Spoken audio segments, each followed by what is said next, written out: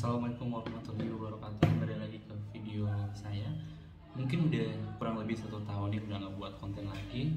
Di video yang sebelumnya tentang bercerita tentang bagaimana tips and tricks untuk fresh graduate bisa bekerja di industri pertambangan. Nah, untuk konten kali ini saya sendiri bakal jawab pertanyaan-pertanyaan yang ada di kolom komentar yang seputaran tentang tips and trik yang di video saya sebelumnya di 1 tahun yang lalu. Oke, kita mulai. Pertama, pertanyaan dari Nova Girich. Sebelumnya sorry juga kenapa enggak saya balas di kolom komentar, mungkin karena pertanyaannya terlalu panjang. Jadi kita jawab di konten kali ini. Jadi Nova Girich, assalamualaikum. Saya izin bertanya Kak, buat apakah kalau melamar di dalam pertambangan itu, apa kemungkinan besar fresh graduate teknik pertambangan itu dilihat dari kampusnya dulu atau seperti apa? Mohon penjelasannya, terima kasih dan tolong dijawab. Oke, untuk sedikit pengetahuan juga untuk di rekrutmen ataupun penerimaan di perusahaan, kemungkinan besar dari rekrutmen dari universitas tersebut, misalnya contohnya diterima untuk di universitas hanya untuk universitas negeri, ataupun ada faktor-faktor alumni, itu sebenarnya berpengaruh sekali di dunia pertambangan. Tetapi kalau untuk seleksi nasional ataupun seleksi besar, biasanya perusahaan-perusahaan tambang besar itu tidak melihat dari universitas mana, tapi nanti bakal dilihat dari kandidatnya apakah cocok ataupun suit ataupun cocok dari segi visi dan misi dari perusahaan tersebut. Jadi nggak serta-merta dari universitasnya. Oke.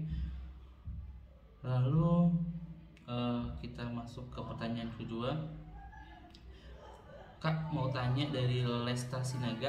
Kak mau tanya dari tahap awal sampai akhir atau sampai perusahaan dapat kita itu dilakukan online di rumah atau harus ke perusahaan langsung? Jadi kalau yang di tahun saya, di mana tahun saya masuk itu belum corona besar-besaran, jadi itu dilakukan di secara offline. Itu saya datang ke hotel, di mana di perusahaan saya yang sebelumnya itu saya perusahaan saya itu masuk ke beberapa kota besar di Indonesia, dan saya kemarin dapat di Bandung untuk ujiannya, dan itu diselenggarakan kurang lebih 3 hari di hotel.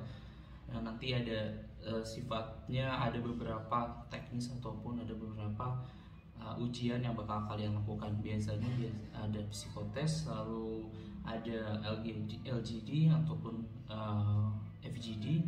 Habis itu baru kalian melakukan wawancara. Kalau untuk saat ini, kemarin sempat saya tanyakan junior saya bahwa semua rekrutmen ataupun proses rekrutmen itu dilakukan secara online ataupun secara daring. Kalian bisa melakukan FGD ataupun wawancara dan juga psikotes secara online. Seperti itu. Oke, lalu kita masuk ke pertanyaan berikutnya, itu dari Ray Rizky. Fresh graduate buat lulusan SMA boleh nggak bang kerja di pertambangan? Sangat-sangat boleh, karena banyak juga dari SMA ataupun SMK.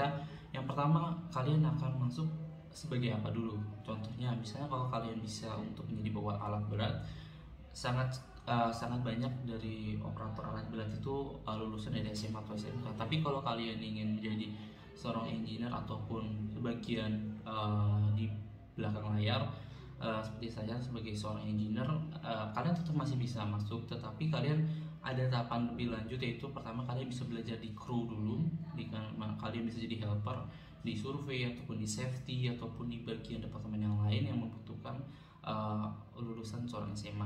Nanti kalian bakal belajar dan kalian mendapat pengalaman situ, baru kalian bisa masuk incat ke dalam bidang tersebut. Dan banyak sekali lulusan SMA atau SMK bisa menjadi bos di pertambangan gitu.